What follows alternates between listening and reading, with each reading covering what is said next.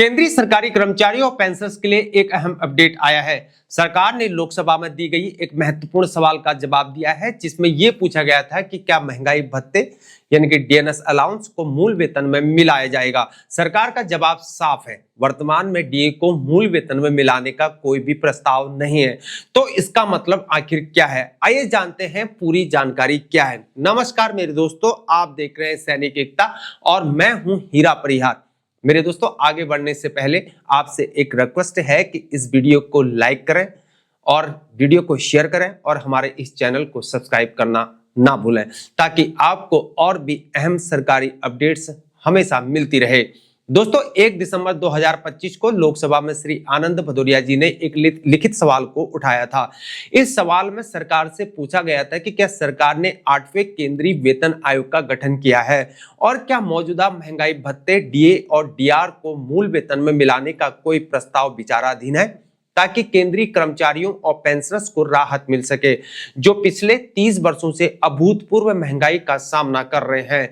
इस सवाल में कर्मचारियों का कहना था कि उन्हें दिए गया डीए और डीआर वास्तविक महंगाई के हिसाब से बहुत कम है और अब सरकार को कोई ठोस कदम उठाना चाहिए। इस सवाल का जवाब देते हुए वित्त राज्य मंत्री श्री पंकज चौधरी जी ने पुष्टि की कि सरकार ने 8वें केंद्रीय वेतन आयोग के गठन के लिए 3 नवंबर 2025 को एक अधिसूचना को जारी किया था, लेकिन जब बात आई डीए को मूल वेतन में मिलाने की, तो सरकार ने स्पष्ट रूप से कहा कि वर्तमान में इसका कोई भी प्रस्ताव विचाराधीन नहीं है। सरकार के अनुसार महंगाई भत्ते डीएडीआर को हर 6 महीने में संशोधित किया जाता है, जो अखिल भारतीय उपभोक्ता मूल्य सूचकांक AICPI के आधार पर होता है।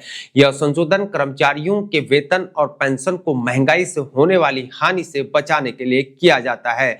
लेकिन सवाल यहाँ पर यह उठता है कि सरकार डीए को मूल वेतन में आखिर क्यों नहीं मिलाना चाहती है। सरकार का कहना है कि वर्तमान में महंगाई भत्ते के समायोजन की प्रक्रिया प्राप्त है। 6 महीने के अंतराल में किए जाने वाले संशोधन से कर्मचारियों के वेतन और पेंशन की वास्तविक कीमत महंगाई के प्रभाव से बची रहती है। सरकार का यह मानना है कि डीए और डीआर के संशोधन से कर्मचारियों को महंगाई का सामना करने में मदद मिल रही है और इसके साथ मूल वेतन में बदलाव की जरूरत नहीं है। तो मेरे दोस्तों, इस निर्णय का केंद्रीय सरकारी कर्मचारियों और पेंशनर्स पर क्या असर होगा, यह निश्चित रूप से उनके लिए एक निराशाजनक खबर है, जिनकी उम्मीदें ये थी कि सरकार महंगाई भत्ते को मूल वेतन में मिलाकर उन्हें तत्काल राहत देगी, लेकिन अब वे महंगाई से निपटने के लिए महंगाई भत्ते की आधिकारिक संशोधन प्रक्रिया पर ही निर्भर रहेंगे। यह फैसला कर्मचारियों के लिए एक झटका हो सकता है, खासकर उन कर्मचारियों के लिए जो उच्च महंगाई के कारण कठिन समय से गुजर रहे हैं। अब बात करते हैं 8वें केंद्रीय वेतन आयोग की, जिसे हाल ही में गठित किया गया है और इसके गठन के बाद कर्मचारियों और पेंशनर्स को उम्मीद है कि आयोग उनके वेतन संरचना, भत्तों और अन्य लाभों की पुनरीक्षा करेगा।